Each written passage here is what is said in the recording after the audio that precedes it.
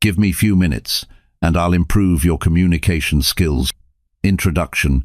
Good communication is the bridge between confusion and clarity.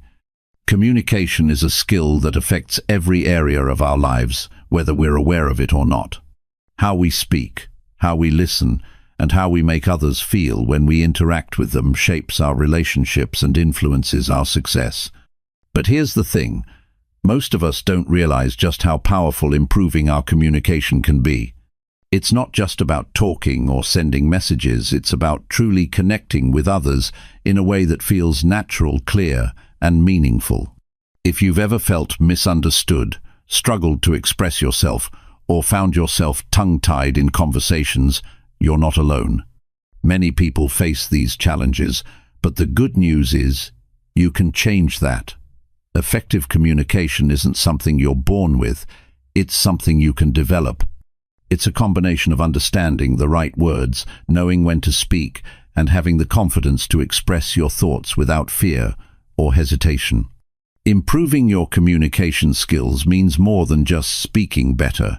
It means being able to truly understand others and being understood in return. It means showing up in a way that creates trust, builds rapport, and makes people feel comfortable around you. Imagine the doors that could open when you're able to connect with anyone, at any time, and express yourself clearly.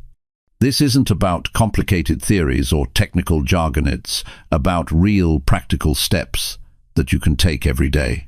Whether it's mastering the art of listening, learning how to speak with more clarity, or getting past the nerves that hold you back, this journey is all about making communication work for you. The changes won't happen overnight, but with a bit of effort and some everyday practice, you'll start to see improvements that can transform the way you connect with the world around you. Improving your communication skills will give you the confidence to speak up when it matters most. It will help you connect with people in ways you've always wanted. And the more you practice, the more natural it will feel. The goal is simple: to make communication easier, more effective, and more impactful. It's time to start making those connections that matter. Chapter 1. Words shape your life. Words have the power to shape your life in ways you may not even realize. Every time you speak, you're influencing the people around you and creating an impression of who you are. Whether you're at work, with family, or talking to a stranger, the way you use your words can either open doors or close them. Some people command respect when they speak, while others struggle to be heard. The difference isn't just in what they say, but how they say it. The way you communicate determines how people see you. If you speak with confidence, others will trust your words. If you sound unsure or unclear, people may doubt your message. Some individuals have a natural way of drawing others in because they express themselves with clarity and conviction. Others push people away without realizing it because their words create confusion or discomfort. Think about the last time someone spoke to you in a way that left a lasting impression. Maybe it was a teacher who encouraged you, a boss who motivated you, or a friend who lifted your spirits. The right words, spoken at the right moment, have the power to inspire, comfort, and guide. But the wrong words, spoken carelessly, can leave wounds that take years to heal. Communication isn't just about speaking, it's about making sure your message is understood. Some people talk a lot, but say very little. Others speak briefly yet leave a deep impact. The goal is to express yourself in a way that makes people listen, understand, and respect what you're saying. Your words also affect how you see yourself. If you constantly say, "I'm not good at talking to people," you'll start believing it. If you say, "I always mess up my words," that thought will shape your actions. Negative language limits growth, while positive words build confidence. If you want to improve how you communicate, you have to start by changing how you talk about yourself. The way you speak also affects your relationships. When you choose your words carefully, you create stronger connections. People want to be around those who make them feel valued and understood. If you speak with kindness and clarity, you'll build trust. But if your words are harsh, vague, or dismissive, you'll push people away without meaning to. The impact of words is seen in daily interactions. If you're always negative, people may start avoiding conversations with you. If you complain often, others might stop listening. But if you speak with energy, positivity and sincerity, people will enjoy talking to you. They'll seek your advice, value your opinions, and appreciate your presence. Confidence in communication isn't about using big words or sounding overly formal. It's about speaking in a way that makes people pay attention. A simple, well-structured sentence can have more impact than a long, complicated one. When you express yourself clearly, people don't have to guess what you mean. There are moments when silence is better than speaking without purpose. Words spoken in anger or frustration can damage relationships in an instant. Once something is said, it can't be taken back. That's why thinking before speaking is one of the most valuable habits to develop. If what you're about to say isn't helpful, it may be better to remain quiet. The right words can also make a difference in your professional life. A well-spoken individual gains respect in the workplace, earns leadership opportunities, and builds strong professional relationships. Employers value employees who can communicate ideas clearly and confidently. In meetings, those who express their thoughts with conviction are often seen as more capable. Communication plays a role in personal success as well. Those who know how to speak with clarity are more likely to influence and inspire others. Whether you're giving a presentation, negotiating a deal, or having a casual conversation, the way you speak affects the outcome. Improving the way you communicate doesn't require a special talent. It starts with awareness. Pay attention to how you speak, how people react to your words, and whether your message is being understood. Small adjustments can lead to significant improvements. One of the simplest ways to enhance your communication skills is by using words that uplift others. A genuine compliment, a kind word, or a thoughtful response can strengthen a relationship. People remember how you make them feel, and your words play a huge role in that. The quality of conversations determines the quality of relationships. If you want stronger connections, start by being mindful of how you speak. Show interest in others, listen carefully, and respond with words that show you care. When people feel heard and valued, they naturally open up to you. The way you phrase things can change how a message is received. Instead of saying, "You're wrong," try, "I see it differently." Instead of saying, "That's a bad idea," try, "Here's another way to look at it." Simple changes in wording can turn a negative statement into a constructive one. Being direct is important, but being respectful is just as crucial. Some people think being honest means speaking without a filter, but true honesty is about expressing thoughts in a way that others can accept. The goal is not just to be heard, but to communicate in a way that builds understanding. Words also play a role in handling conflict. When emotions run high, it's easy to say things that escalate the situation, but a calm, well-chosen response can bring tension down. Learning to control your words in difficult moments is a skill that benefits every area of life. Every conversation is an opportunity to strengthen or weaken a connection. When you speak with patience and clarity, you create better interactions. People are drawn to those who communicate with purpose and sincerity. Becoming a better communicator doesn't happen overnight, but small changes can have a big impact. Start by choosing your words carefully, speaking with confidence, and listening as much as you talk. The way you communicate today will shape the relationships, opportunities, and success you experience in the future. Chapter 2. Listen to understand, not just to reply. Most people listen to reply, not to understand. They hear words, but their mind is already forming a response before the other person even finishes speaking. This habit creates misunderstandings, weakens relationships, and makes conversations feel one-sided. Real listening is about focusing on the person in front of you, giving them your full attention, and making sure you truly understand their message before responding. Good communication isn't just about talking, it's about making others feel heard. When people feel like they're being listened to, they open up more, trust more, and respect you more. A person who listens well stands out because genuine listening is rare. Too often, people nod along without really absorbing what's being said, waiting for their turn to speak instead of engaging with the conversation. When you take the time to truly listen, you show that you care. Listening well requires effort.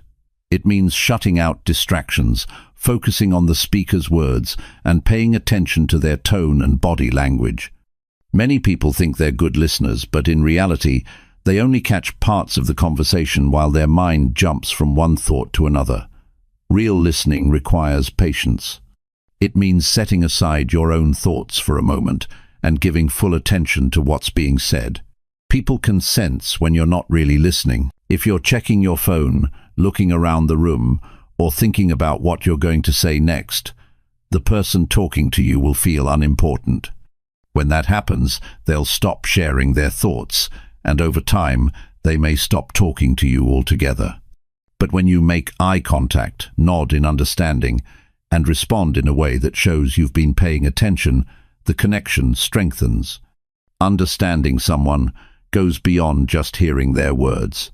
People communicate through expressions, gestures, and tone of voice. A person might say, "I'm fine," but their voice may lack energy, their eyes may seem distant, and their posture may tell a different story. If you only hear the words and ignore the rest, you'll miss the real message. Good listening includes observing how something is said, not just what is said. Interrupting is one of the biggest signs that someone isn't listening. It sends the message that what the other person is saying isn't important enough to finish. When you interrupt, you take away the other person's chance to fully express themselves. If you want to improve your conversations, practice pausing before you speak. Give the other person space to complete their thoughts before responding. Not only does this show respect, but it also allows you to fully absorb what's being said. One of the reasons people struggle to listen is because their minds move faster than words. While someone is talking, thoughts race ahead, forming opinions, judgments, or responses. Instead of fully engaging with the conversation, the mind starts planning the next thing to say. To break this habit, practice being present. Focus on the words being spoken and resist the urge to mentally prepare your response before the person finishes. Asking follow-up questions is a sign of good listening. It shows that you not only heard the words, but that you're interested in understanding more. Simple questions like, "What happened next?" or "How did that make you feel?" encourage deeper conversations. When people feel heard, they naturally share more, and stronger connections are built. Some conversations require more than just listening. They require empathy. Sometimes people don't need advice, they just need to be heard. Rushing to offer solutions can make the other person feel like their feelings are being dismissed. Instead of jumping in with suggestions, acknowledge their emotions first. Saying something like, "That sounds really frustrating," or "I can see why that upset you," validates their experience and makes them feel understood. A good listener doesn't just listen when it's convenient. The real test of listening skills happens in moments of disagreement. It's easy to tune out when someone is saying something you don't agree with, but that's when listening matters most. Instead of preparing a counter-argument while the other person is speaking, focus on understanding their point of view. Even if you don't agree, showing that you respect their opinion strengthens the relationship. Listening isn't just about words, it's also about silence. Sometimes, the most powerful moments in a conversation happen when there's a pause. Many people feel uncomfortable with silence and rush to fill it, but allowing a moment of quiet can give the other person space to gather their thoughts and express themselves more fully. A pause can also show that you're really considering what's being said rather than just reacting. People are drawn to those who make them feel heard. In friendships, in business, and in personal relationships, the ability to listen well makes a difference. When you listen with genuine interest, people remember how you made them feel. They see you as someone they can trust, someone who values them, and someone they enjoy being around. Becoming a better listener doesn't happen overnight, but it's a skill that can be developed with practice. The next time you're in a conversation, make a conscious effort to focus completely on the other person. Resist the urge to think ahead, avoid distractions, and listen not just to the words but to the emotions behind them. Over time, you'll notice that your conversations become richer, your relationships stronger, and your understanding of others deeper. Listening is one of the simplest ways to improve your communication, yet it's one of the most overlooked. When you take the time to truly hear what others are saying, you'll find that people respond to you differently. They'll respect your opinions more, open up to you more, and value your presence in their lives. It's not about being the loudest speaker or the smartest person in the room. It's about being the one who listens with attention, patience, and sincerity. Chapter 3. Speak clearly and get to the point. People respect those who can express themselves clearly. When you speak, your words should be easy to understand, and your message should be direct. Too often, people talk in circles, using too many words or overcomplicating their point. Others hesitate, unsure of what to say, which weakens their confidence. Speaking clearly means getting to the point without unnecessary words, hesitation, or confusion. The first step to speaking clearly is knowing exactly what you want to say. Many people struggle with communication because they start talking before their thoughts are organized. Instead of rushing into a conversation, take a moment to gather your ideas. When your mind is clear, your words will follow. Clarity in thought leads to clarity in speech. Confidence plays a big role in how people receive your words. If you speak too softly, mumble, or constantly second-guess yourself, others may struggle to take you seriously.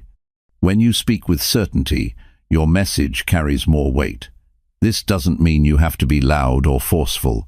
A steady, well-paced voice is often more powerful than a loud one. People listen to those who sound sure of what they're saying. Choosing the right words makes all the difference. Some people use complex or unnecessary words to sound smart, but this often has the opposite effect. Simplicity is powerful. A well-structured sentence with everyday language is far more effective than a complicated one that leaves people confused. Good communication isn't about impressing others with vocabulary, it's about making sure they understand what you mean. Speaking too fast can make your words hard to follow. Many people rush through their sentences because they're nervous or eager to be heard. When you slow down, your words become clearer, and people have time to absorb what you're saying. Pausing between thoughts allows your message to sink in and gives your listener time to process the information. The tone of your voice affects how people interpret your message. A flat, dull tone makes even important words sound uninteresting. On the other hand, a voice that has energy and natural variation keeps people engaged. If you want others to care about what you're saying, you have to sound like you care too. Enthusiasm and warmth make your words more inviting. Clarity isn't just about speaking, it's also about making sure your message fits the situation. Some conversations require a professional tone, while others allow for casual speech. Knowing how to adjust your words, depending on the setting, makes you a more effective communicator. A casual conversation with a friend might be relaxed and full of humor, while a discussion at work may need to be more direct and structured. Matching your speech to the moment helps avoid misunderstandings. Body language supports what you're saying. If your words are clear, but your posture is closed off or hesitant, the message gets mixed signals. Looking people in the eye, standing or sitting with confidence, and using natural gestures reinforce your words. People don't just listen with their ears, they watch for signs that support what they're hearing. If your body language doesn't match your words, people will trust what they see over what they hear. Some people over-explain their thoughts, repeating the same point in different ways. This can make the listener lose interest or feel like their time is being wasted. A strong communicator knows when enough has been said. Deliver your message in a way that is complete but not excessive. Being clear means saying what's necessary without unnecessary details. Being direct is not the same as being rude. Some people avoid getting to the point because they don't want to seem too blunt. But when done with respect, direct communication is highly effective. Instead of speaking around an issue, address it clearly. Instead of using vague language, say exactly what you mean. People appreciate honesty when it's delivered with kindness and clarity. Clear speech is especially important in difficult conversations. When emotions are involved, it's easy to let nervousness or frustration affect how you communicate. In moments like these, slowing down, choosing words carefully, and focusing on the main message helps prevent misunderstandings. The clearer you are, the less room there is for confusion or unnecessary conflict. Asking for feedback helps improve communication. If you're unsure whether your message was understood, a simple question like, "Does that make sense?" or "What are your thoughts on that?" invites clarification. Communication is a two-way process. Checking in with the listener ensures your words are being received as intended. Practicing clear communication in everyday situations makes it easier in important moments. Whether ordering food, giving directions, or sharing an idea, small conversations are opportunities to refine your ability to be direct and precise. The more you practice, the more natural it becomes. People remember those who speak with clarity and purpose. When you communicate well, others listen more closely, take your words seriously, and respect your opinions. A clear message, delivered with confidence, makes an impact. Every conversation is a chance to strengthen this skill. The more you focus on speaking clearly and getting to the point, the more effective and influential your words will become. Chapter 4. Say the right thing at the right time. Saying the right thing at the right time is a skill that can open doors, strengthen relationships, and prevent unnecessary conflict. The right words, delivered at the right moment, can inspire, comfort, and persuade. On the other hand, poorly timed words can cause confusion, frustration, or regret. Knowing when to speak and what to say in different situations is one of the most valuable communication skills a person can develop. Many people speak without thinking, responding quickly out of habit rather than intention. This can lead to misunderstandings, missed opportunities, or words that cause unintended harm. Taking a moment to consider the impact of your words before speaking can make a significant difference. A few seconds of thought can prevent hours or even years of regret. Timing in communication is just as important as the words themselves. Some conversations require immediate responses, while others are best handled with patience. A rushed response in an emotional moment may lead to words that escalate a situation rather than resolve it. In contrast, delaying a necessary conversation for too long can allow misunderstandings to grow. Knowing when to pause and when to speak is a skill that requires awareness and practice. Different situations call for different approaches. A friend going through a tough time may need quiet support more than advice. A team member struggling with a task may benefit from clear direction rather than criticism. A disagreement with a colleague may require a calm discussion rather than a heated argument. Adapting your words to fit the moment helps create better interactions and stronger connections. Emotional awareness plays a big role in saying the right thing. If emotions are high, words can easily be misinterpreted. When people are frustrated, tired, or overwhelmed, they may not receive a message the way it was intended. Choosing words carefully and delivering them in a calm, thoughtful way can help prevent unnecessary conflict. Listening before speaking increases the chances of saying the right thing. Many people jump into conversations with their own thoughts without fully understanding what the other person is expressing. Taking the time to listen, ask questions, and absorb the situation before responding leads to better conversations and deeper understanding. Knowing your audience helps in choosing the right words. The way you speak to a close friend is different from how you'd communicate with a boss or client. A casual remark that is appropriate in one setting might be misunderstood in another. Being aware of who you're speaking to and adjusting your language accordingly helps ensure your message is received the way you intend. There are moments when silence is more powerful than words. Not every situation requires an immediate response. Sometimes, giving someone space to express themselves without interruption is the best way to handle a conversation. Other times, waiting for emotions to settle before addressing a topic leads to a more productive discussion. Pausing before speaking gives you a chance to consider whether your words will help or harm the situation. Being mindful of how your words will be received is key. A well-meaning comment can be taken the wrong way if delivered at the wrong time. Encouragement given when someone is upset may not be well received if they're not ready to hear it.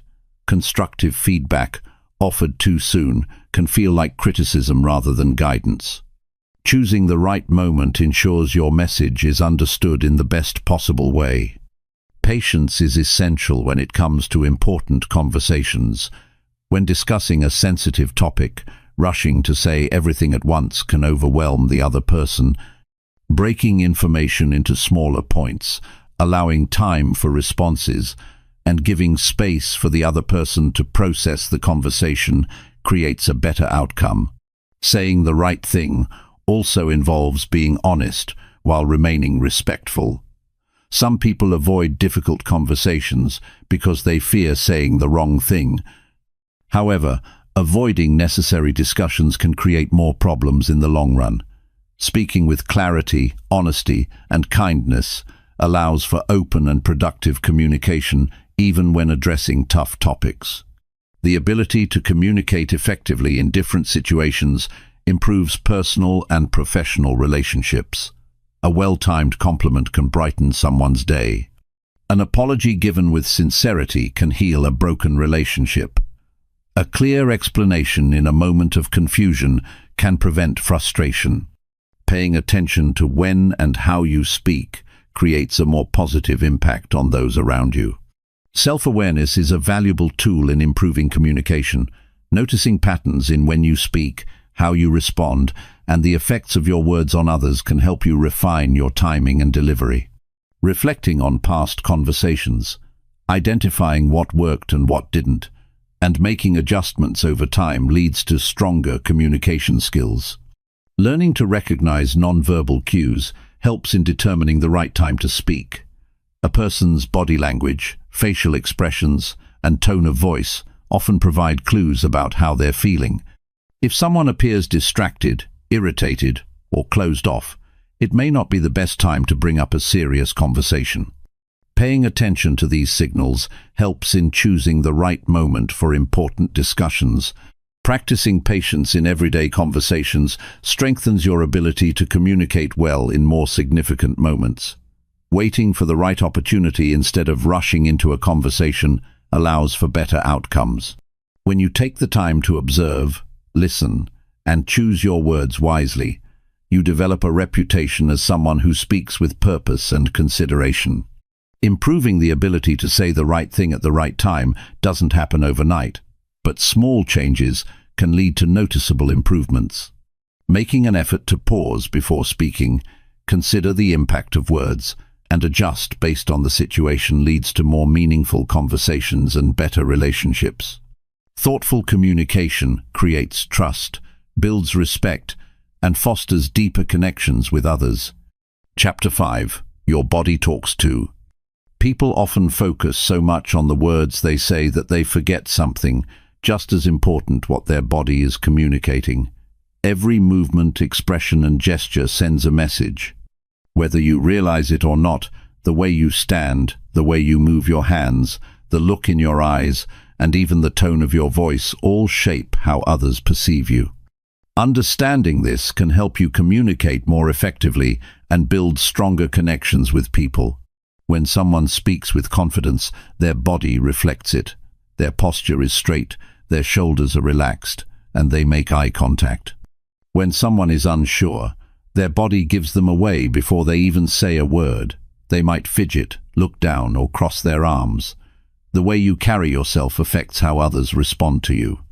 A person who stands tall and looks people in the eye is seen as trustworthy and capable. Someone who slouches or avoids eye contact may come across as nervous or uninterested, even if that's not their intention. Facial expressions reveal emotions without a single word being spoken. A genuine smile makes people feel at ease, while a tense jaw or furrowed brow can signal frustration or impatience. People are quick to notice these details, often without realizing it. A slight change in expression can shift the entire mood of a conversation. That's why being aware of your facial expressions matters. If your words say one thing, but your face says another, people will believe what they see over what they hear. Hand movements add meaning to speech. Some people talk with their hands naturally, and when done right, it can make a message more engaging. Controlled, purposeful gestures emphasize key points and help others stay focused. On the other hand, restless hands, crossed arms, or excessive fidgeting can be distracting. Being mindful of how you use your hands allows you to reinforce your message rather than take away from it. Eye contact is one of the strongest forms of non-verbal communication. It signals confidence, attention, and sincerity. When someone avoids eye contact, it can create feelings of discomfort or distrust. Looking someone in the eyes while speaking or listening shows that you are engaged. However, balance is important. Staring too intensely can feel aggressive, while looking away too often can make you seem disinterested. The right amount of eye contact strengthens conversations and builds trust. The way you position yourself in relation to others also affects communication. Standing too close can feel intrusive, while too much distance can make interactions seem cold. Being aware of personal space helps create a comfortable atmosphere. In casual conversations, a relaxed stance at a natural distance keeps things friendly. In professional settings, maintaining an upright and open posture projects confidence and credibility. Tone of voice carries just as much weight as the words themselves. The same sentence can have different meanings depending on how it's said. A warm, steady tone can make a statement sound reassuring, while a sharp or rushed tone can make the same words feel harsh. Paying attention to volume, speed, and emphasis helps ensure your message is received the way you intend. Speaking too quickly can make you seem nervous, while speaking too slowly can lose people's attention. Finding a natural rhythm helps keep listeners engaged. People pick up on nonverbal cues even when they aren't paying attention to them directly. If someone is speaking but their body language doesn't match their words, others sense something is off. A person saying, "I'm fine," with crossed arms, a tight jaw, and a forced smile is unlikely to convince anyone that they're actually fine. Alignment between words and body language creates credibility. If you want to be taken seriously, your gestures, expressions, and tone must match your message. Being observant of others' body language is just as important as controlling your own. Not everyone openly says what they're feeling, but their nonverbal cues often reveal it. Recognizing when someone seems uncomfortable, distracted, or engaged allows you to adjust your approach in a conversation. If someone is leaning in, nodding, and maintaining eye contact, they're likely interested in what you're saying. If they're looking away, shifting in their seat, or checking their phone, they may not be fully present. Noticing these signals allows you to steer conversations in a better direction. Small changes in posture, facial expressions, and tone can make a big difference in how you come across. Becoming more aware of these details takes practice, but it leads to stronger communication. If you want people to listen to you, trust you, and connect with you, mastering body language is just as important as choosing the right words. Making an effort to align your nonverbal communication with your message creates clearer, more meaningful interactions. Chapter 6. Stop feeling nervous when talking to people. Speaking to people can be intimidating, especially if you're naturally shy or introverted. It's easy to let nervousness take over when you're about to say something important. But one thing to remember, is that most people don't notice your nerves nearly as much as you think they do. Everyone gets a little anxious from time to time. It's a normal part of communication. The key is learning to manage that anxiety so it doesn't get in the way of what you need to express. The first step in overcoming nervousness is acknowledging it. If you're about to speak in front of a group, for example, it's okay to admit to yourself that you're feeling a little anxious. Recognizing that it's normal helps you take the pressure off.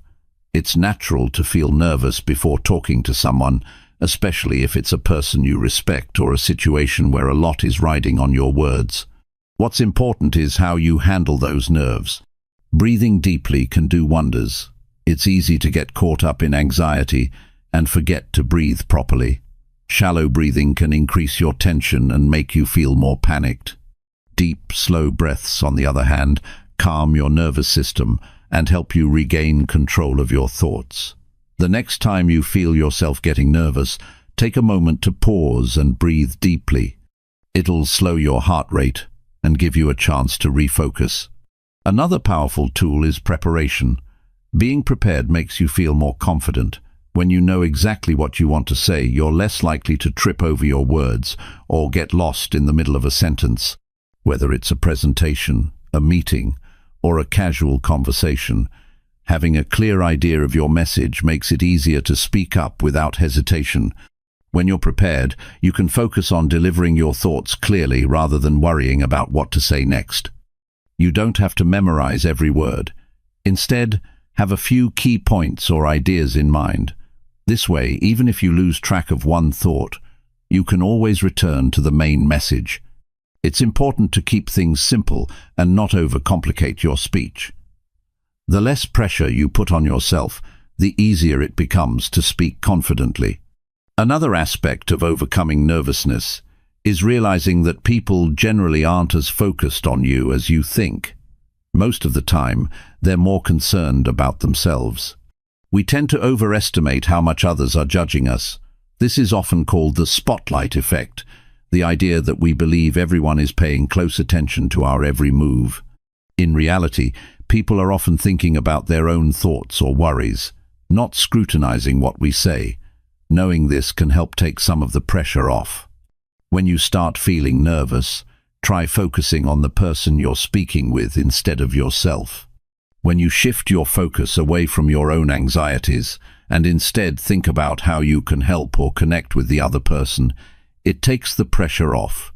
Instead of worrying about how you're coming across, concentrate on the conversation. This mindset shift can make you feel much more relaxed and natural in your interactions. Another way to reduce nervousness is to practice. The more you practice speaking, the easier it becomes. You might not realize it, but every conversation you have is an opportunity to get better at handling nerves. Small interactions like ordering coffee, making small talk with a coworker, or even chatting with a friend are all chances to build your communication skills. Over time, you'll find that the more you practice, the less you worry about speaking up. You might also want to try speaking in front of a mirror or recording yourself. This can help you get used to hearing your own voice and seeing how you present yourself. You'll begin to notice things that work well and areas where you could improve. You don't need to be perfect, but becoming more comfortable with yourself can make a huge difference in how you communicate. Remember that people tend to appreciate when someone is genuine and authentic. You don't have to be flawless in your delivery. It's okay to make mistakes or stumble over words occasionally. In fact, it makes you more relatable. Being real about your nervousness, or even laughing at yourself when you make a small mistake, can help you connect with others. Most people won't judge you harshly. They'll respect you more for being open and sincere. It's also important to realize that most nervousness fades with experience. The more you practice speaking to others, the more comfortable you become. Speaking in public may seem daunting at first, but after doing it a few times, it becomes much easier. The fear of judgment decreases, and your confidence grows. So don't avoid situations where you need to speak. Embrace them as opportunities to improve. The next time you find yourself feeling nervous before a conversation or presentation, remember that it's completely normal. Breathe, focus on the person in front of you, and trust that you are capable of handling the situation. Over time, these strategies will help you manage your nerves and communicate more confidently. Speaking doesn't have to be an intimidating task. It can be a rewarding and fulfilling way to connect with others. With patience, practice, and self-compassion, you can become someone who speaks with ease, no matter the situation. Chapter 7. Tell stories that people remember. Storytelling is one of the most powerful tools in communication. A good story has the ability to captivate an audience, convey important messages, and leave a lasting impression. Whether you're talking to friends, colleagues, or speaking in front of a large group, the stories you share can make your message more memorable and impactful. People connect with stories in a way that they don't with facts or data. Stories help make ideas come alive, evoke emotions, and build connections. One of the key aspects of a great story is its ability to engage listeners. A good story grabs attention right from the start and keeps the audience interested throughout. You want your audience to be curious about what happens next, to feel something as they listen. The best stories are those that create an emotional experience for the listener, whether it's laughter, excitement, or even sadness. The emotions you evoke through your story will be what people remember long after they've heard it. At the heart of every great story is a clear point. Whether you're telling a personal experience, sharing a lesson, or explaining a situation, there should always be a takeaway. What do you want people to learn or understand from your story? The more focused your story is, the more powerful it becomes. Too many details or a lack of direction can leave the listener confused or disengaged. Stick to the key points that matter the most and ensure that your message is clear. Good stories are relatable. People tend to connect with stories that reflect their own experiences or emotions. When you share a story that resonates with your audience, it creates a sense of shared understanding. A well-told story can break down barriers and help others see things from your perspective. It can also inspire others, show them they're not alone, or offer a new way of thinking about something. The more relatable your story is, the easier it is for others to connect with it. Every great story has a beginning, middle, and end. The beginning should capture attention and set the stage for the rest of the story. It's the hook that draws your audience in. The middle is where the main events unfold, where the tension builds and the lesson or message starts to take shape. The end should offer resolution or closure. It's the part where everything comes together, leaving your audience with something to reflect on. A story that follows this structure feels complete and satisfying. Vivid details bring a story to life. Instead of just telling people what happened, describe the experience in a way that allows them to see it, feel it, and even hear it. Use sensory details, what you saw, heard, felt, or smelled. The more vivid you make your story, the more your audience can picture it in their minds. The goal is to make the story come alive, so that the listener feels like they're right there with you. The tone of your story is equally important. The way you tell a story can change its impact. The tone can range from light-hearted and humorous to serious and reflective, depending on the point you're trying to make. Pay attention to how you're delivering the story, your energy, your voice, and your pacing. If you're too rushed, the audience may not have time to absorb the details. If you're too slow or monotone, the story can lose its energy. Finding the right balance is crucial to keeping your audience engaged. Humor is another powerful element in storytelling. A well-placed joke or light-hearted moment can break the tension, make the audience laugh, and help them feel more connected to you. Humor can make your message more approachable and relatable, but it has to be used in the right context. Overdoing it or using humor in the wrong situation can distract from the point of your story. Keep the tone in line with the message you want to convey, and remember that the goal is to connect with your audience, not just entertain them. As you tell your stories, make sure you're mindful of the audience you're speaking to. A story that works well with friends might not be appropriate for a business presentation. The audience's background, interests, and emotions all play a role in how a story is received.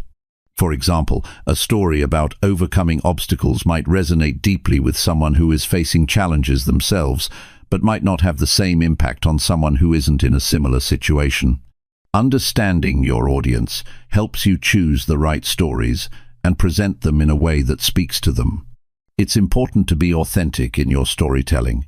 People can sense when a story is fake or exaggerated.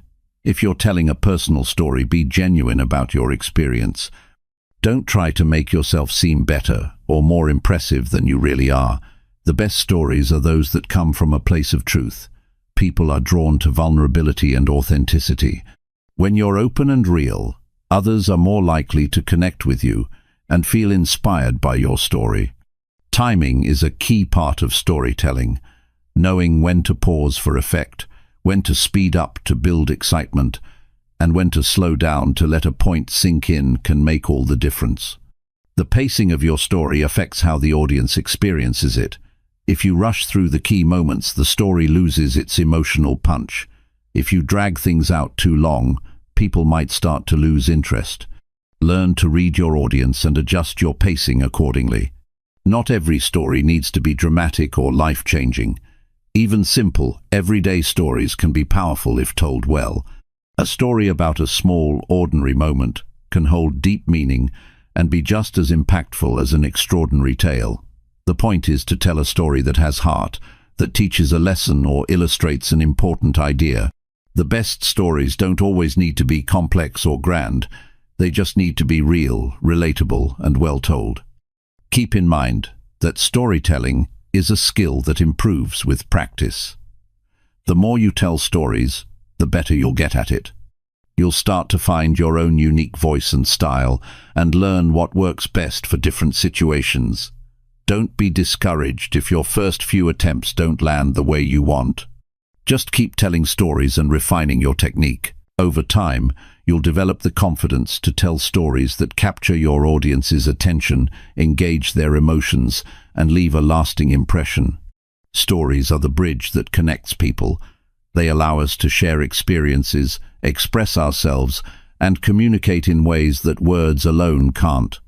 The power of storytelling lies in its ability to inspire, teach, and create connections. With practice and intention, you can master this art and use it to communicate more effectively with everyone around you. Chapter 8. Handle tough conversations without stress. Difficult conversations are part of life. Whether it's with a close friend, a family member, or a colleague, there will be times when you need to discuss something that feels uncomfortable or sensitive. The thought of these conversations can often cause anxiety, but handling them well is essential for building stronger relationships and resolving conflicts. The key to managing tough conversations without stress lies in preparing yourself, staying calm, and approaching the situation with an open mind. One of the most important steps in handling difficult conversations is to remain calm.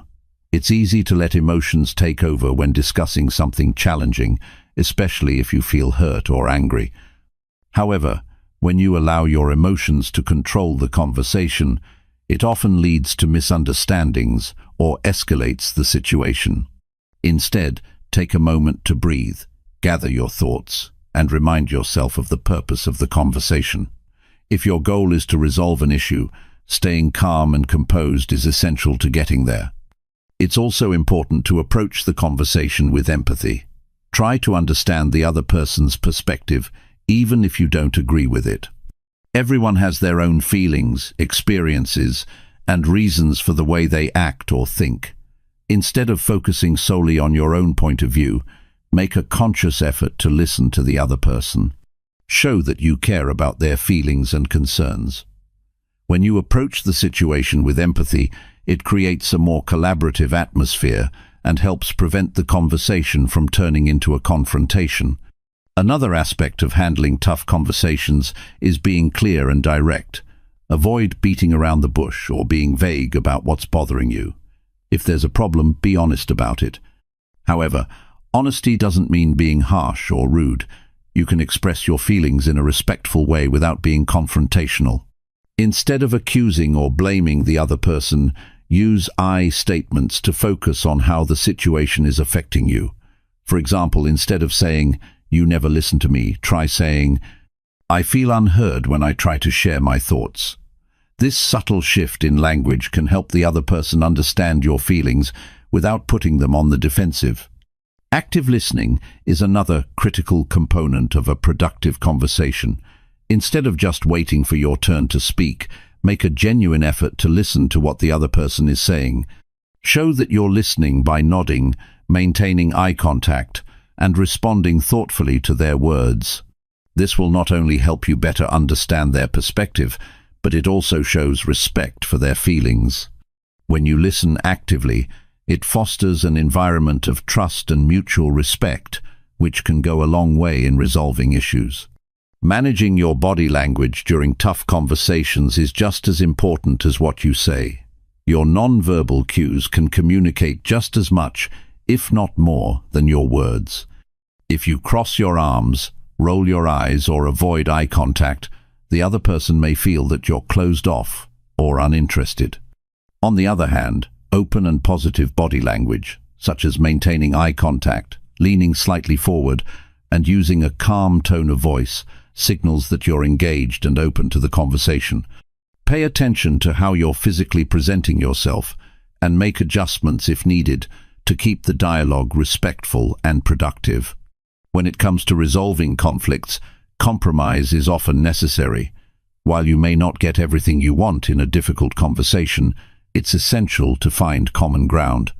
Be willing to listen to the other person's needs and see if there's a way to meet halfway.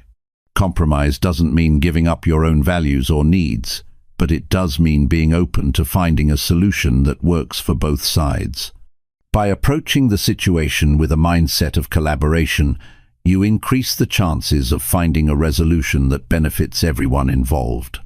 Timing also plays a significant role in difficult conversations.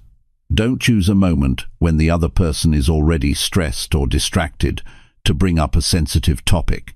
Likewise, don't wait until you're too upset to talk. It's important to find the right moment to discuss difficult issues so both parties can be present and receptive. If you're not sure when the right time is, don't hesitate to ask the other person if they're open to talking. This shows respect for their time and emotions. Another key aspect of handling tough conversations is staying focused on the issue at hand. It's easy to let a conversation spiral into a series of unrelated problems or past grievances.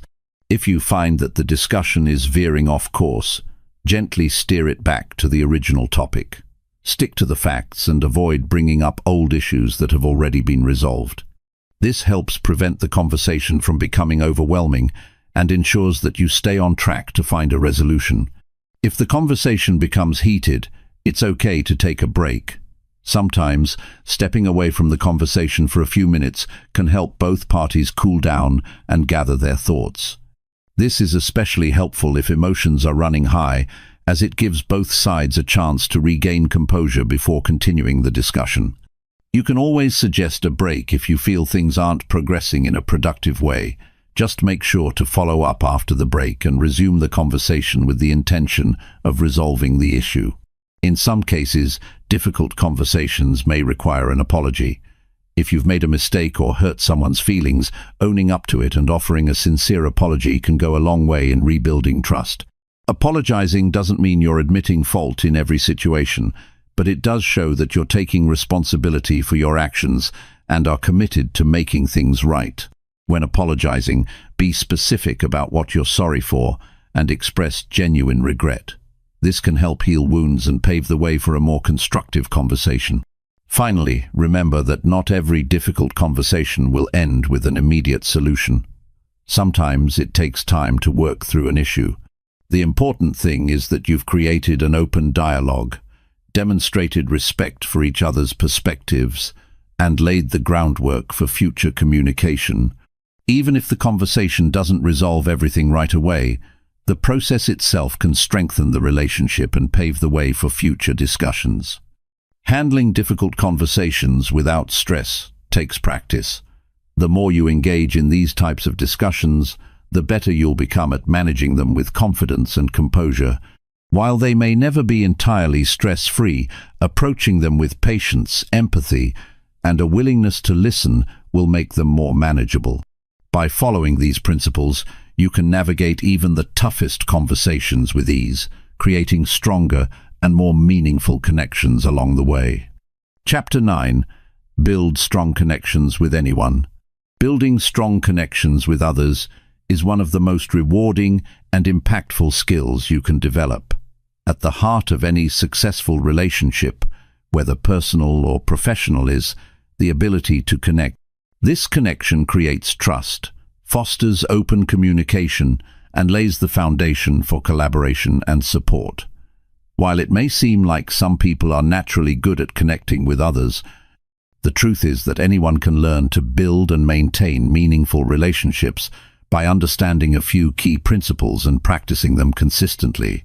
The first step in building strong connections is showing genuine interest in others. People want to feel valued, and one of the best ways to show that you care is to actively listen to them. When someone speaks, really focus on what they are saying. Don't just wait for your turn to talk, but make an effort to understand their point of view. Ask questions to dive deeper into their thoughts, and respond in a way that shows you're engaged and paying attention. This makes people feel heard, and when they feel heard, they are much more likely to trust you and open up to you. Effective communication goes both ways. It's not just about expressing your own thoughts and feelings, but also about creating a safe space for others to share theirs. Building strong connections requires a two-way exchange where both parties feel understood and respected. This means being empathetic and trying to see the world through the other person's eyes. People are more likely to connect with you when they feel like you truly care about their feelings, needs, and experiences. In any interaction, ask yourself how the other person might be feeling and how you can show them that you care. Trust is another cornerstone of strong relationships. Without trust, any connection is fragile and unlikely to withstand challenges. Building trust takes time, but it starts with being reliable and consistent. Do what you say you'll do, follow through on promises, and be there when you say you will. This shows the other person that you are dependable and trustworthy.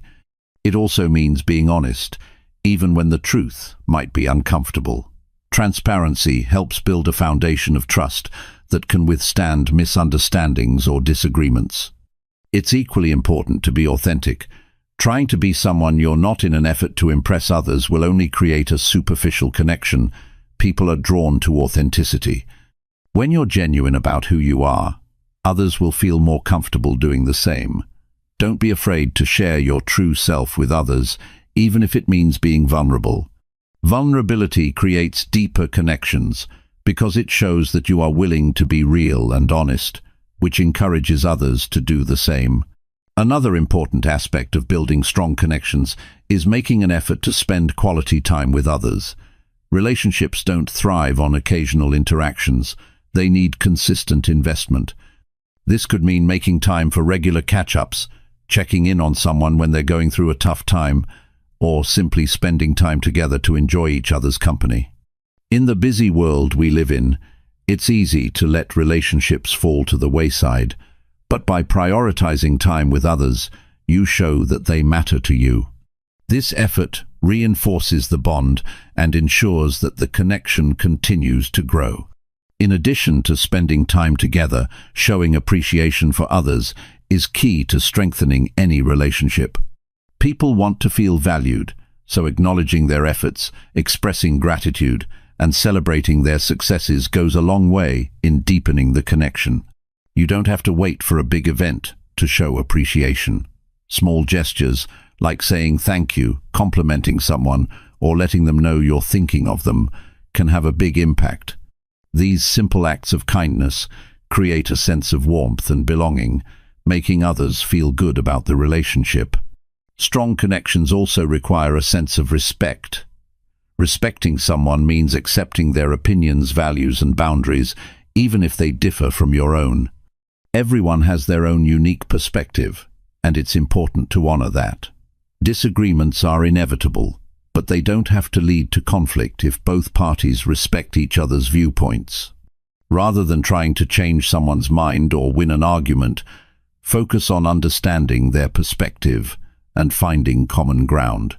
This approach promotes healthy, constructive conversations that strengthen relationships instead of damaging them. It's also essential to be supportive in your relationships. Whether someone is pursuing a goal, dealing with a personal challenge, or just needs a listening ear, being there for them makes a huge difference. Support is a powerful way to build trust and connection. It shows that you're not just interested in what someone can do for you, but that you genuinely care about their well-being and success. Offering encouragement, lending a hand when needed, or simply being a reliable source of emotional support strengthens the bond between you. Another key to building strong connections is being patient.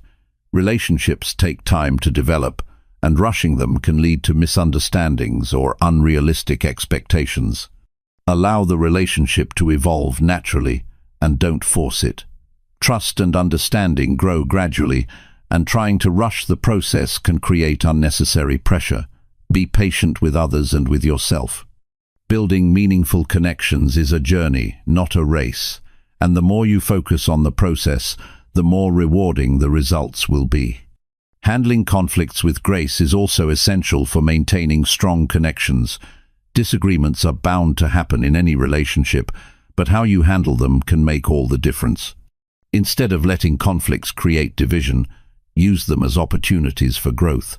Approach disagreements with a mindset of resolution rather than confrontation. Listen to the other person's perspective. Express your own thoughts calmly and work together to find a solution that works for both sides. When you handle conflict well, it actually strengthens the bond, showing that you can navigate challenges together and come out stronger on the other side. Don't forget the importance of fun and lightheartedness in relationships. While serious discussions and support are vital, it's equally important to share laughter, joy, and positivity with others. Humor and shared experiences help to deepen connections by creating positive memories that both parties can cherish.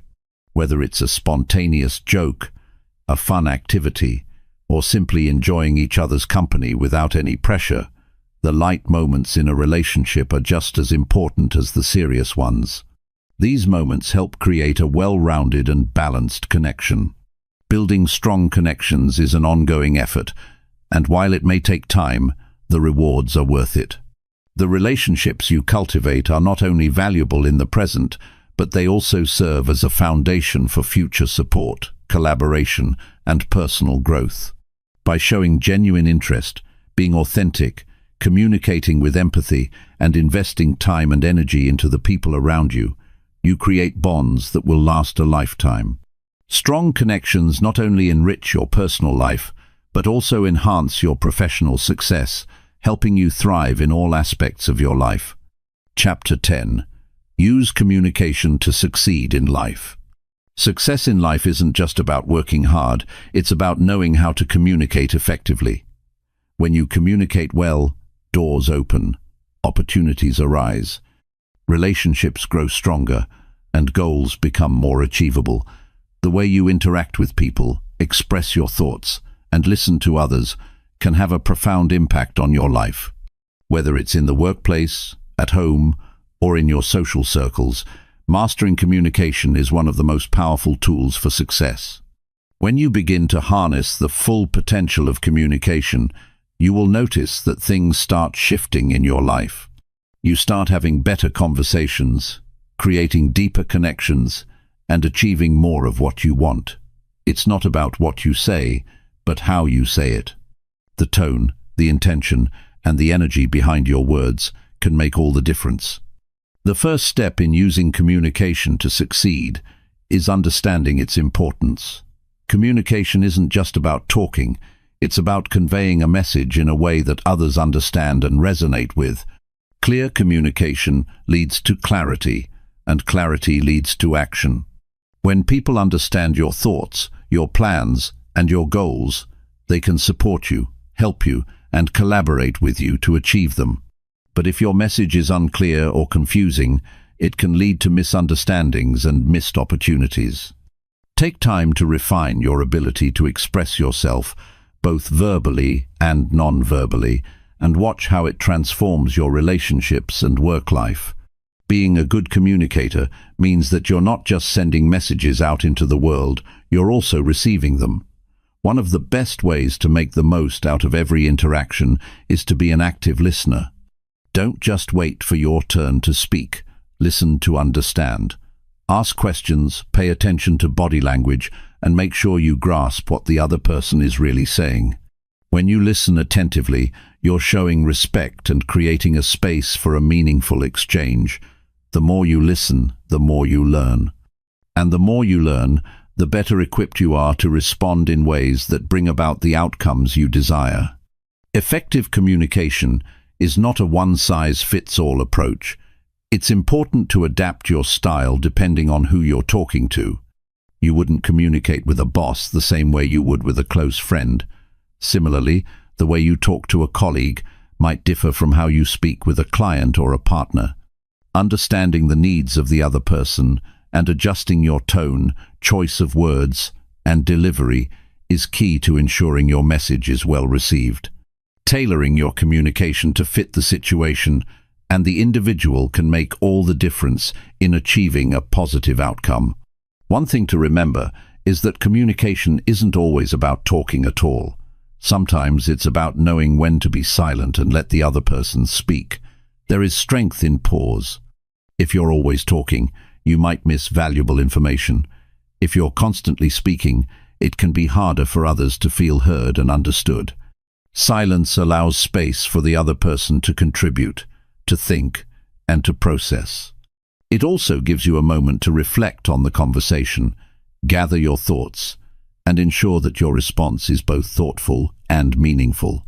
Confidence plays a huge role in communication. When you speak with confidence, people listen, they trust you, they believe in your message. Confidence in communication doesn't mean arrogance. It simply means that you are sure of what you're saying, and you trust that your voice matters. If you're unsure, take the time to gather your thoughts before speaking. Practice helps you build confidence, and the more you practice, the more naturally you'll be able to communicate with clarity and authority. Another aspect of communication that's often overlooked is the power of non-verbal cues. Your body language, facial expressions, and posture speak volumes. They can reinforce what you're saying or send mixed signals. A simple gesture like making eye contact or offering a warm smile can make someone feel more comfortable and open to what you have to say. On the flip side, crossing your arms or avoiding eye contact can create distance and make it harder to connect. Pay attention to your body language and how it aligns with your words. Being aware of non-verbal communication ensures that you're sending a clear, cohesive message. When it comes to achieving success, how you communicate under pressure matters just as much as how you communicate in calm moments. Stressful situations are inevitable, and it's in these moments that communication can either make or break the outcome. When emotions run high, it's easy to speak impulsively or defensively.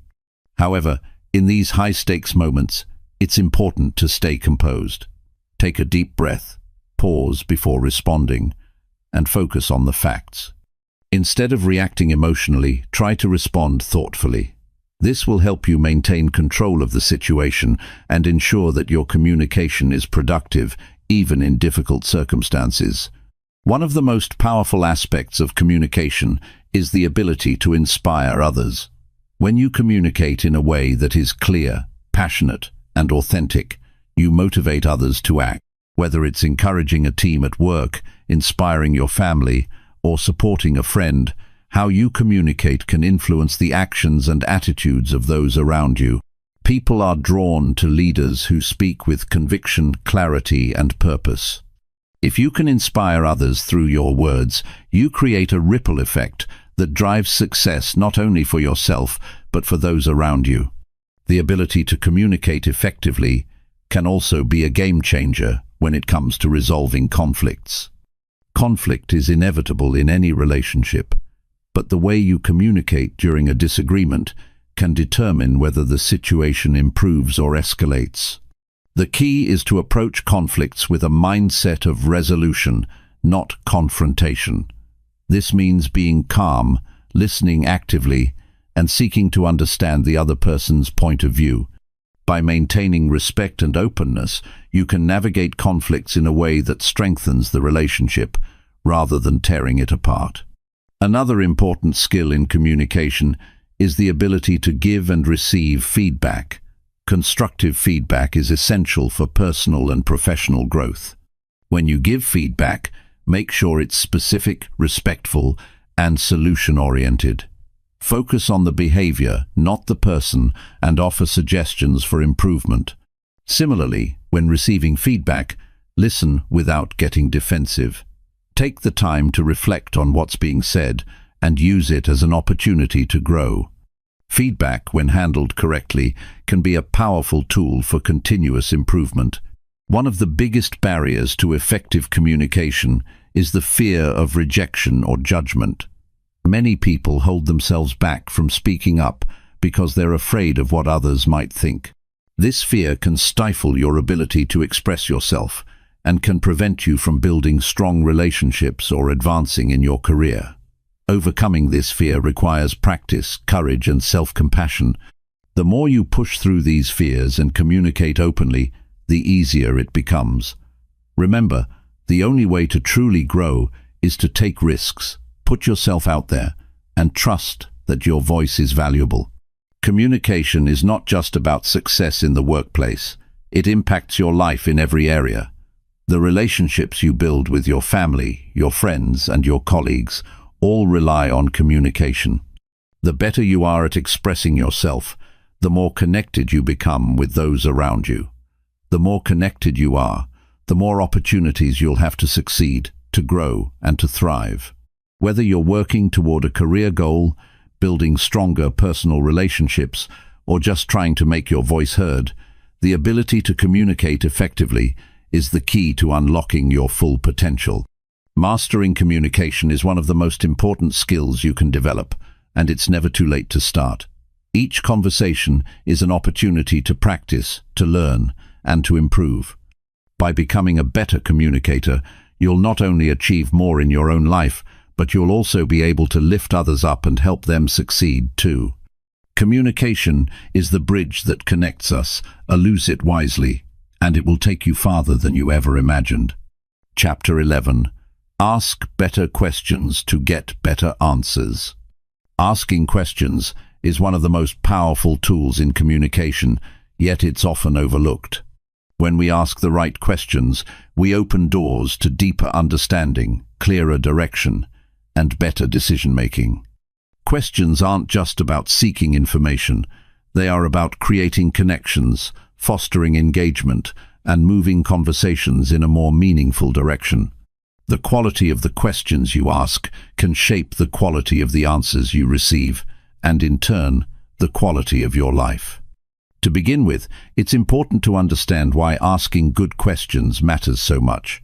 Think about the conversations you've had in the past. When someone asked you a question that made you think deeply, you likely felt more engaged, more valued, and more connected to that person. Good questions show that you care, that you're invested in the conversation, and that you want to understand the other person's perspective. They invite others to share more of themselves, to reflect, and to open up in a way that might not happen with surface-level questions. The key to asking better questions starts with knowing what you want to learn or achieve from the conversation. Without a clear purpose, questions can feel disjointed or irrelevant. It's not enough to ask just for the sake of asking. When you're having a conversation, take a moment to think about what outcome you're hoping for. Are you looking for advice? Are you seeking clarity? Are you trying to understand someone's feelings? By having a specific intention in mind, you can ask questions that align with that purpose, making the conversation more productive and focused. One of the most effective ways to ask better questions is to make them open-ended. Open-ended questions are those that can't be answered with a simple yes or no. These types of questions encourage deeper thinking, invite elaboration, and promote richer conversations. Instead of asking, "Did you enjoy the event?" you might ask, "What did you enjoy most about the event?" This subtle shift invites the other person to reflect and share more detailed thoughts, rather than just giving a quick, surface-level response. Open-ended questions foster a connection by allowing the other person to express themselves more fully, and they give you the chance to learn more about their perspectives. It's also important to listen carefully to the answers you receive. Too often, we ask questions without truly paying attention to the response. Instead of listening for the sake of understanding, we're already thinking about the next question we want to ask. This creates a disconnect, and it can make the other person feel like they're not being heard. When you ask a question, give the other person the time and space to respond fully. Be present in the conversation and focus on what they are saying. This not only strengthens the connection, but also helps you ask even better follow-up questions that are based on what's been shared. Asking the right questions also requires a sense of curiosity. You've probably heard the phrase, "Curiosity killed the cat," but in reality, curiosity is a powerful force for good. It's what drives innovation, problem-solving, and meaningful dialogue. When you approach conversations with curiosity, you're more likely to ask insightful questions that lead to greater understanding. You might find yourself asking things like, "What made you choose that path?" or "How did you come to that conclusion?" These types of questions show that you're not just going through the motions, but that you genuinely want to learn from the person you're speaking with. Another element of asking great questions is timing. A well-timed question can change the course of a conversation. If you ask something too early or too late, it might not have the desired effect. Pay attention to the flow of the conversation and look for moments where a thoughtful question can provide clarity or provoke deeper reflection. Timing is key in ensuring that your questions feel natural and relevant rather than forced or out of place. One of the most powerful aspects of asking questions is that it doesn't just apply to conversations with others. It can also be an incredibly effective tool for self-reflection. The questions you ask yourself can shape the way you think, feel, and act. When you ask yourself the right questions, you create an opportunity to grow and evolve. For example, instead of asking, "Why does this always happen to me?" try asking, "What can I learn from this situation?" The latter question shifts your focus from feeling stuck or helpless to taking ownership of your experiences and using them as stepping stones for personal growth. Self-directed questions are a powerful way to push yourself forward, develop new perspectives, and identify areas for improvement. In professional settings, asking questions can be a game changer. Whether you're in a meeting, working on a project, or collaborating with a team, the questions you ask can drive innovation, spark new ideas, and lead to better outcomes. Instead of assuming you already know the answers, approach challenges with a sense of inquiry. Ask questions that encourage creative thinking, problem-solving, and exploration. Questions like, "What's the bigger picture here?" or "How can we approach this differently?" can help shift the focus from narrow solutions to more comprehensive and innovative strategies. One of the most impactful places to use the art of questioning is in leadership. As a leader, your ability to ask the right questions can inspire your team, encourage collaboration, and create an environment of trust. Instead of giving orders or making decisions for others, ask questions that empower them to think for themselves. Questions like, "How do you think we should tackle this challenge?" or "What's your take on this?" Give your team a sense of ownership and responsibility. When people feel like their input matters, they're more likely to be engaged and motivated to contribute their best work. Asking questions is also a powerful tool in building and maintaining relationships. When you take the time to ask thoughtful questions, it shows the other person that you value their thoughts and opinions. You're showing that you care about their perspective, which strengthens the connection between you. Whether it's a close friend, a family member, or a romantic partner, asking questions that go beyond surface-level topics creates a deeper bond. Instead of just talking about the weather or the latest news, ask about their dreams, their challenges, and their experiences. This not only makes the conversation more meaningful, but also strengthens the trust and understanding between you. There's a fine line between asking good questions and prying too much. While curiosity is essential, it's important to respect boundaries and avoid making others feel uncomfortable.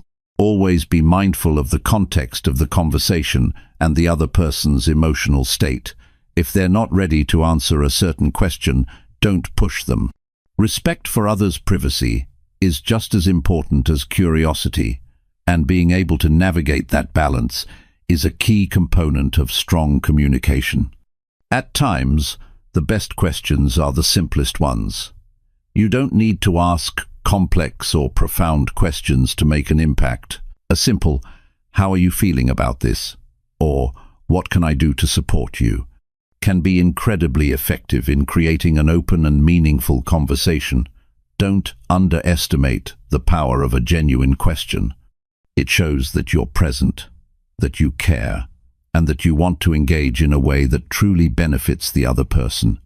Asking better questions is a skill that can be developed with practice. The more you consciously work on asking thoughtful, open-ended, and well-timed questions, the better you'll become at it.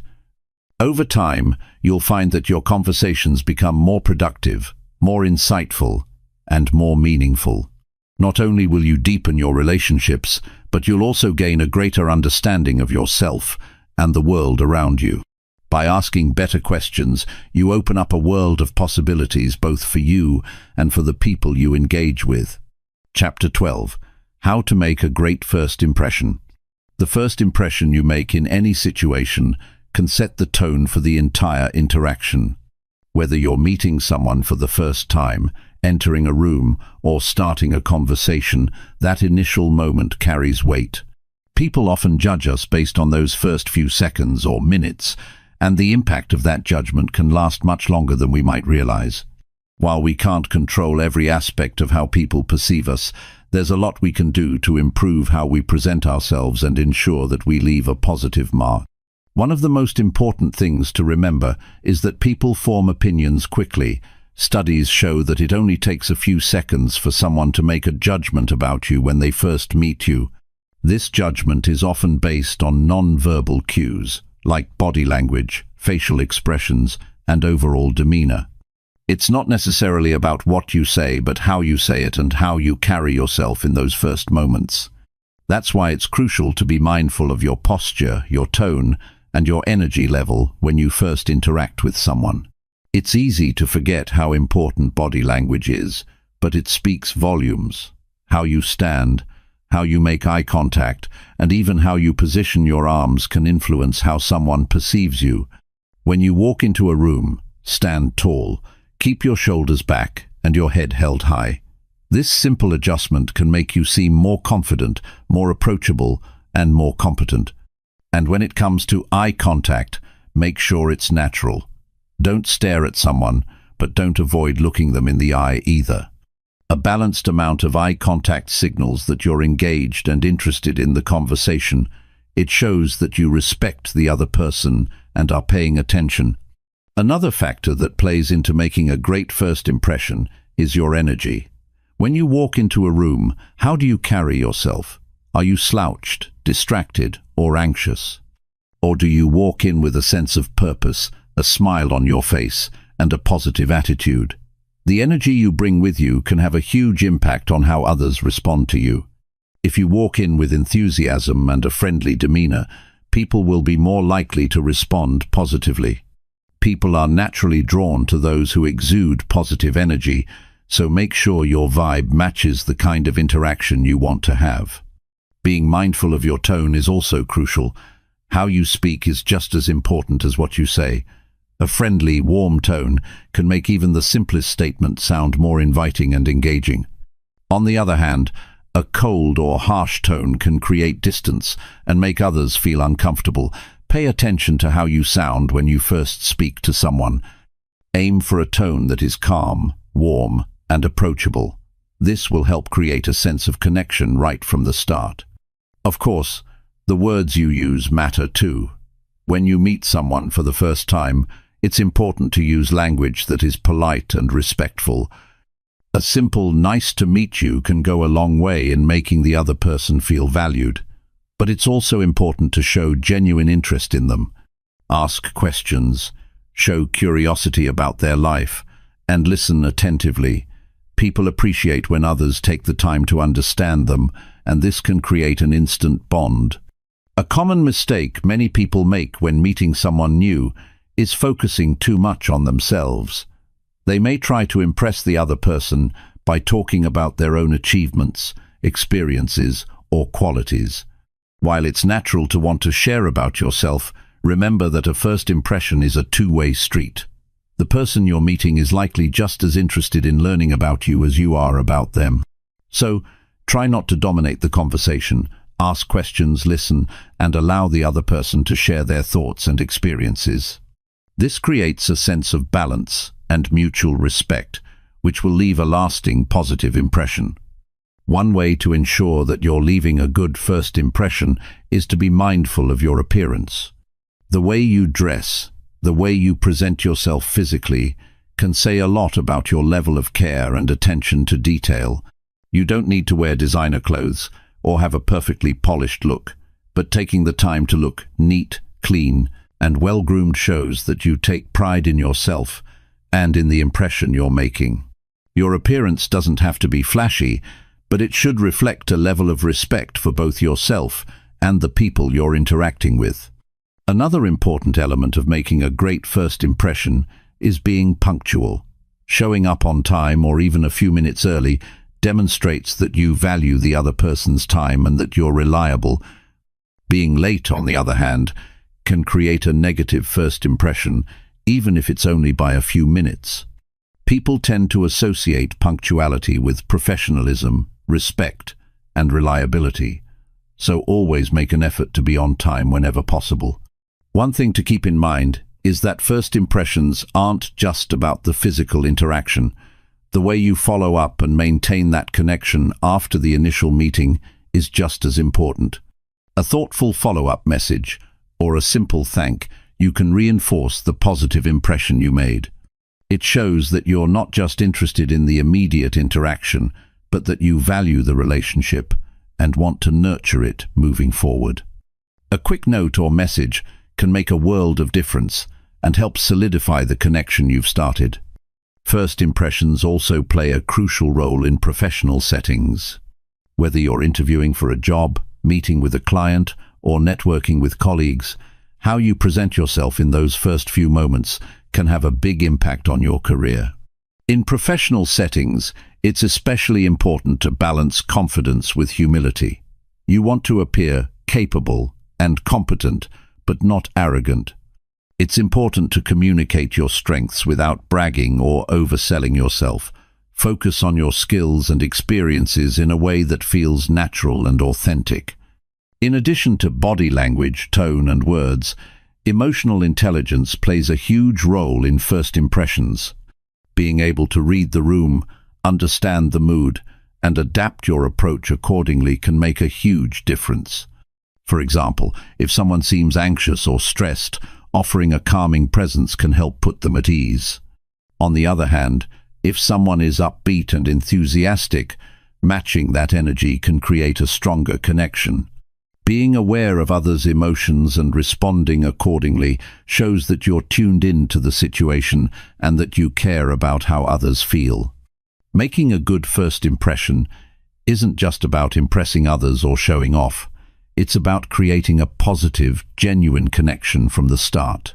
It's about making others feel comfortable, respected, and valued. While you can't control every aspect of how someone else perceives you, you do have the power to influence the way you present yourself.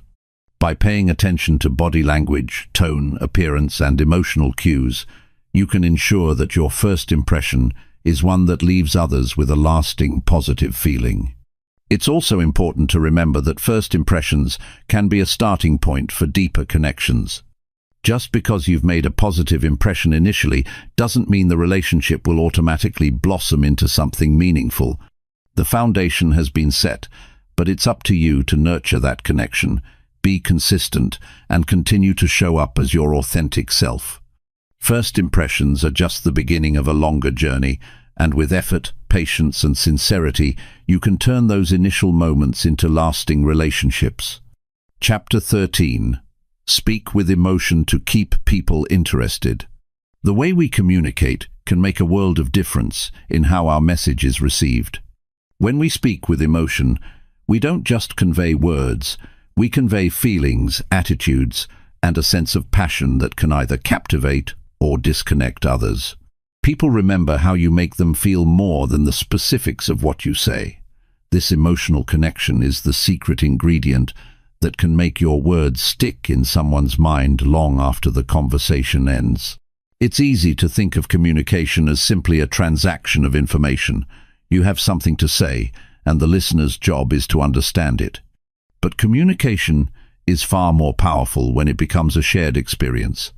It's not just about exchanging data, it's about creating a bond, about making someone else feel something. When you speak with emotion, your words become an experience for the listener. They become engaged in your message in a way that simple facts or dry statements could never achieve. Emotion is a powerful tool in any conversation. It allows you to express your sincerity, enthusiasm, and belief in what you're saying. When you're emotionally invested in your message, the listener picks up on that energy. They can feel it. Whether you're sharing excitement about a new opportunity or expressing empathy for someone's struggles, your emotional tone makes your words resonate more deeply. It's this emotional resonance that makes your communication effective, memorable, and impactful. Think about the last time someone shared something with you, and you felt truly moved by their words. Chances are, it wasn't just the content of what they said, but the emotion behind it. Maybe they were speaking about something they were deeply passionate about, or perhaps they were sharing something personal and vulnerable.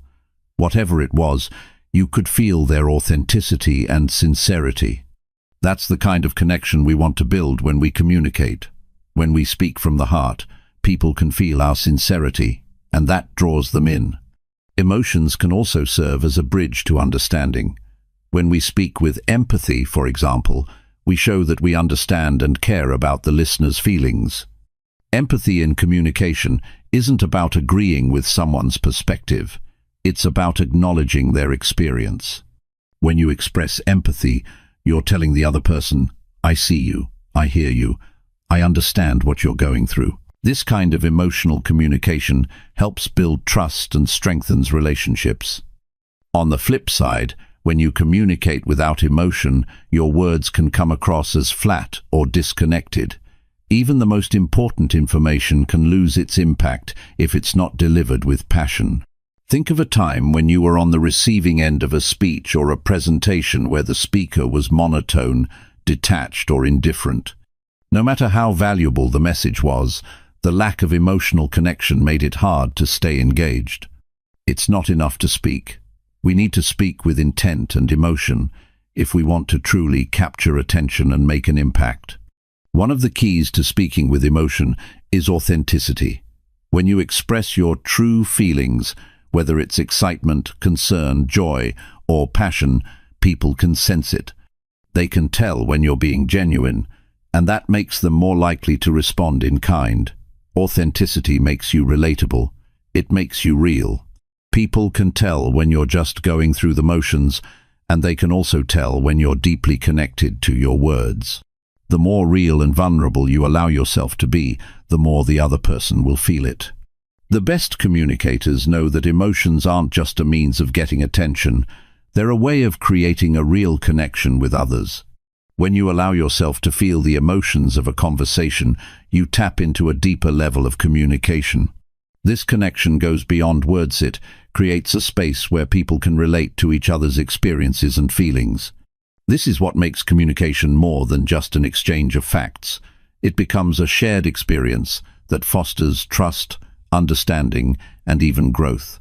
Another essential aspect of speaking with emotion is balance. Emotions are powerful, but they must be managed. Overwhelming someone with too much emotion can be just as ineffective as speaking in a dry, monotone voice. A good communicator knows when to emphasize their feelings and when to tone them down. It's about finding that sweet spot, where your emotions are felt but not overbearing. Think of a storyteller who knows exactly when to raise their voice in excitement and when to slow down and speak softly. This balance keeps the audience engaged without overwhelming them. Timing is also crucial when it comes to speaking with emotion. A well-timed emotional pause can make a huge impact on your message. When you pause for a moment, you allow the weight of your words to sink in. This pause gives your listeners time to process what you've said and connect with the emotion behind it. It also gives you a chance to collect yourself, to make sure you're delivering your message with the right emotional tone. Emotions in communication don't just happen by chance, they are intentional. You need to be aware of how you're feeling in any given moment and how that will affect the way you communicate. Are you feeling enthusiastic? Use that energy to share your excitement. Are you feeling calm and centered? Use that to create a sense of reassurance. Every emotion has its place in communication. Your job as a communicator is to harness those emotions and use them to connect with others in a meaningful way. Sometimes, it's not just about expressing your own emotions, but also about recognizing and responding to the emotions of others.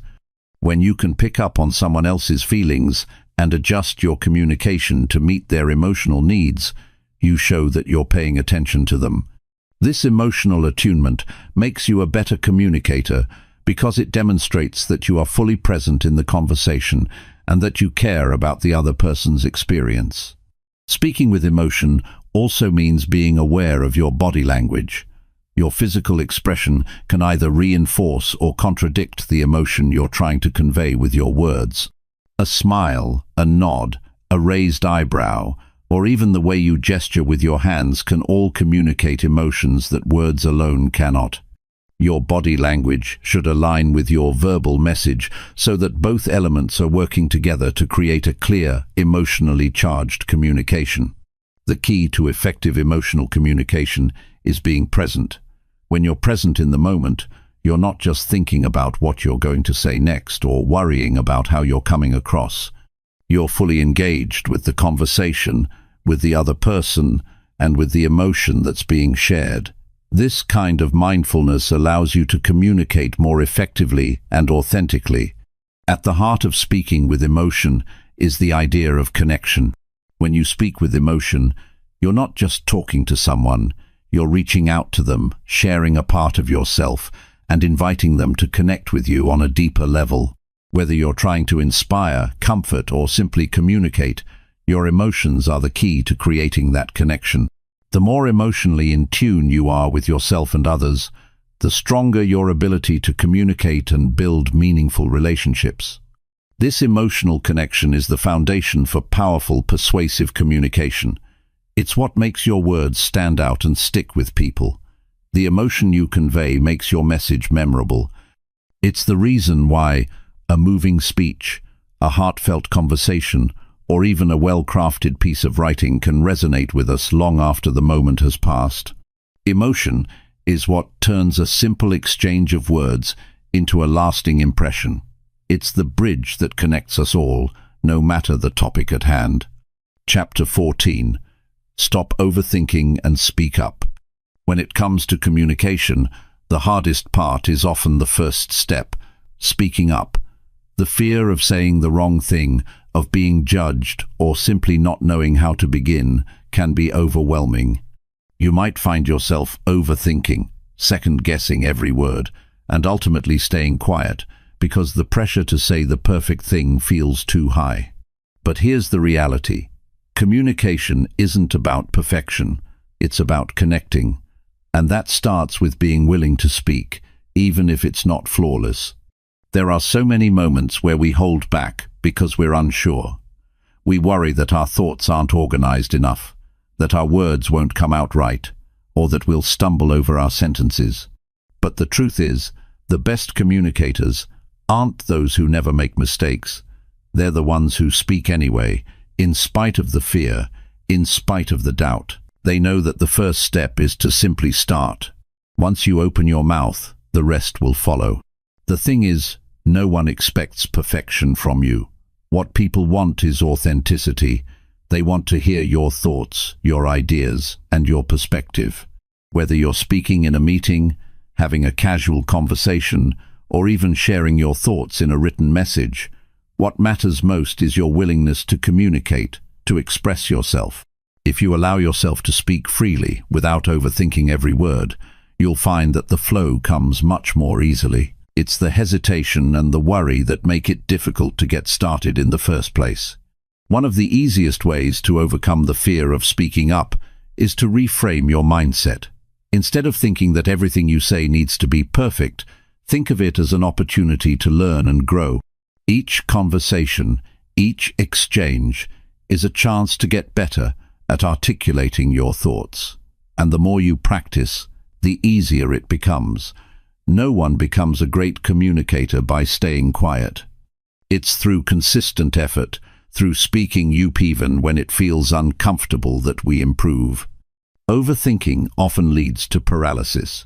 When we're too focused on getting every detail just right, we end up second-guessing ourselves so much that we never actually say anything. This fear of being imperfect can hold us back from connecting with others. But it's important to understand that communication isn't about being flawless, it's about being genuine. People respond to honesty, vulnerability, and a willingness to share. So, instead of waiting for the perfect moment or the perfect words, just speak. Say what's on your mind, and allow the conversation to flow naturally.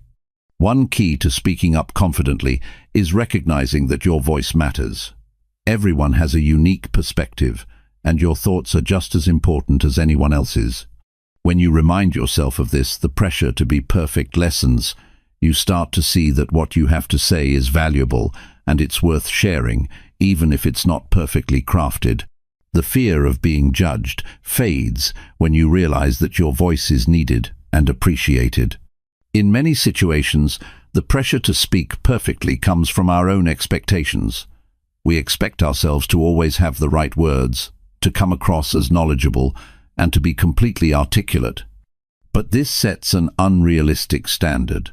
The truth is, everyone has moments of hesitation, everyone stumbles over words occasionally, and everyone forgets what they were going to say. It's part of being human, and that's okay. What matters is that you speak anyway, that you push past the fear and share what's on your mind. When you speak up, you give others the opportunity to hear you, and that's where connection begins.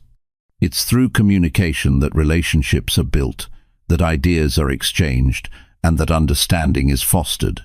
But none of this can happen if you stay silent. Your voice is your tool for connection, and the more you use it, the stronger your ability to communicate becomes. It's also important to remember that not every conversation requires deep insight or a perfectly constructed argument. Sometimes it's enough to simply be present, to offer your thoughts, and to listen. Communication isn't a one-way street, it's a dialogue. So, by participating, by sharing your voice, you help shape the conversation, and that makes the exchange richer and more meaningful for everyone involved. Another way to stop overthinking is by focusing on the message rather than the delivery. It's easy to get caught up in how you're speaking, the tone of your voice, the words you use, the way you're perceived. But when you shift your focus to the content of what you're saying, the fear of making a mistake fades. The content is what truly matters, because it's the substance of your message that resonates with people, not how you say it. The pressure to speak perfectly can also come from the fear of being misunderstood. We worry that our words won't come across the way we intend them to. But here's the thing, misunderstandings happen, and when they do, they're an opportunity to clarify, to further explain, and to connect. The key is not to let the fear of being misunderstood stop you from speaking at all. Communication is a process, and part of that process is ensuring that your message is received in the way you intend. And if something isn't clear, you can always correct it.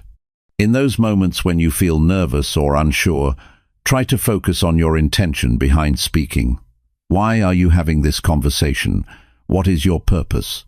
Whether it's to share an idea, ask for help, or simply connect with someone, grounding yourself in your intention helps you move past the fear of making a mistake. When you speak from a place of purpose, it becomes easier to push through the doubts and fears that can hold you back. One way to make speaking up feel less intimidating is to practice in smaller, less high-pressure situations. Start with casual conversation talking to a friend, sharing your thoughts with a colleague, or even expressing an opinion in a group chat. The more you practice speaking in everyday situations, the more comfortable you'll become. Over time, this confidence will translate to more important conversations, and you'll find that speaking up becomes second nature. The reality is, every time you speak, you're learning. Every conversation, every speech, every exchange gives you the opportunity to refine your communication skills. So, instead of worrying about being perfect, focus on the experience. Speak without hesitation, make your point, and see where the conversation leads. The more you practice, the better you'll become at navigating different situations, expressing yourself clearly, and connecting with others. Fear and overthinking may never disappear completely, but they don't have to control you. Every time you push past them, you're growing. Every time you speak up, you're building your communication skills. The more you speak, the less you worry about saying the perfect thing, and the more you focus on the genuine connection you're creating. In the end, communication isn't about being flawless. It's about being authentic, engaging, and open to the exchange of ideas and experiences. And that starts with speaking up, no matter how imperfect it may feel at first. Chapter 15. Communicating in stressful situations. In stressful situations, communication can feel like the last thing on our minds. When we're anxious, overwhelmed, or under pressure, it's easy to forget how to articulate our thoughts clearly. Stress can cloud our judgment and make it difficult to form coherent sentences. However, effective communication in stressful moments is not only possible, it's essential. How we communicate when things get tense can shape the outcome of a situation and determine how we're perceived by others. The first step is to recognize that stress is a natural part of life. Whether it's a tight deadline, an unexpected challenge, or a disagreement with someone, stress will come, but it doesn't have to dictate how we communicate. In these moments, taking a pause can make all the difference. When stress hits, our automatic response might be to react quickly, but this can often lead to miscommunication or saying things we don't mean. Taking a moment to breathe and collect your thoughts can help you respond more thoughtfully. By giving yourself the space to pause, you take control of the conversation instead of letting stress control you. It's crucial to understand that in stressful situations, your body language speaks volumes. Your posture, gestures, and facial expressions convey a lot about how you're feeling, even if you're not saying anything at all. If you're tense or anxious, it's likely that others will pick up on it. This can affect how they respond to you and can escalate the stress of the situation. To communicate effectively, it's important to be aware of how your body is reacting. Relaxing your shoulders, taking a deep breath, and making sure your posture is open can help you feel more grounded and in control, which can make it easier to communicate calmly. One of the key aspects of communication in stressful situations is staying focused on the message rather than getting caught up in the emotions of the moment. It's easy to get wrapped up in how we're feeling when things aren't going our way, but when we allow our emotions to take over, we risk losing clarity in our communication. Focus on what you need to convey, not how you're feeling in the moment. This will help you stay clear and concise, ensuring that the message is heard without getting lost in emotional reactions. When you're under pressure, it's also helpful to take a step back and prioritize what matters most. In stressful situations, it's easy to feel like everything needs to be addressed immediately. But trying to tackle everything at once can lead to confusion and frustration. Instead, focus on one thing at a time. What is the most urgent issue that needs to be resolved? What point is most important for the other person to understand? When you simplify your approach and focus on the most crucial elements of the conversation, you can avoid feeling overwhelmed and improve your communication. Another effective way to manage stress in communication is to stay calm and composed. This doesn't mean you need to suppress your emotions, but rather that you acknowledge your feelings and choose to respond thoughtfully. When you remain calm, you create an environment where others are more likely to stay calm as well. This can help diffuse tension and allow for a more productive conversation. When you express yourself calmly, you're more likely to be heard and understood, as people are generally more receptive to calm, measured responses. Active listening plays a significant role in stressful conversations. When emotions are high, it's easy to become so focused on what we want to say that we forget to listen. However, communication is a two-way street. Listening actively, not just waiting for your turn to speak, helps. You understand the other person's point of view and respond appropriately. When you listen carefully, you can address their concerns more effectively, which helps ease tension and builds trust. Active listening involves not only hearing the words but also picking up on the emotional tone behind them. This deeper level of listening allows you to respond with empathy, which can significantly improve the quality of the conversation. Empathy is particularly important when stress is involved. When we're in high-pressure situations, it's easy to become self-focused, thinking only about our own feelings and concerns.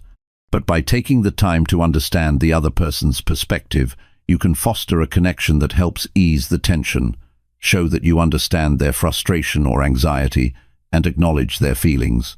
This doesn't mean you have to agree with them, but expressing empathy can make the other person feel heard, which often helps reduce stress and pave the way for a more positive exchange. One powerful tool for communicating effectively under stress is asking clarifying questions. In situations where emotions are high, things can easily get misinterpreted. Rather than making assumptions, ask questions to ensure you understand the other person's message. This not only helps clear up confusion, but it also shows that you're engaged and invested in the conversation. Clarifying questions also help keep the focus on the issue at hand, rather than letting the conversation spiral out of control. This small act of asking questions can prevent miscommunication and keep the dialogue productive. When you're feeling stressed, it's tempting to rush through conversations or to jump to conclusions. But hasty responses rarely lead to the best outcomes. Instead, take your time to consider your words carefully. Think about what you want to say and how you want to say it. Even if you feel the pressure to respond quickly, taking a brief pause to gather your thoughts can make a huge difference. It gives you the chance to choose your words more carefully, which can help you avoid misunderstandings and ensure that your message is clear. In stressful situations, our emotions can sometimes get the better of us, leading to a more defensive or aggressive communication style. However, reacting defensively or aggressively only escalates tension. Instead, aim to express your thoughts in a calm, non-confrontational manner. Use I statements instead of you statements to avoid sounding accusatory. For example, say, "I feel concerned when," rather than "you always." This helps keep the conversation from becoming combative and allows for a more productive dialogue. Sometimes it can be helpful to take a break during a stressful conversation. If the tension is too high and you feel like things are getting out of hand, suggest taking a brief pause. A short break allows everyone to cool down, collect their thoughts, and come back to the conversation with a clearer perspective. This doesn't mean walking away from the problem, but rather giving everyone a chance to reset so the conversation can continue more effectively. Stressful situations don't have to mean poor communication. In fact, how you communicate under pressure can reveal a lot about your ability to handle difficult situations with grace. By staying calm, focusing on the message, listening actively, and expressing empathy, you can turn even the most challenging conversations into opportunities for understanding and resolution. It's not about avoiding stress altogether, but about learning how to communicate through it. With practice, you'll find that handling communication in stressful situations becomes easier and more natural over time. And when you can communicate effectively, even under pressure, you'll be in a better position to navigate any challenge that comes your way. Improving your communication skills is a journey, but every step you take brings you closer to becoming a better version of yourself. By listening more, speaking clearly, and connecting with others in a meaningful way, you can change the way you interact with the world. Keep practicing, stay confident, and remember that every conversation is an opportunity to grow. The more you focus on improving, the more natural it will feel. The power to communicate well is in your hands. Use it to create the relationships and success you deserve.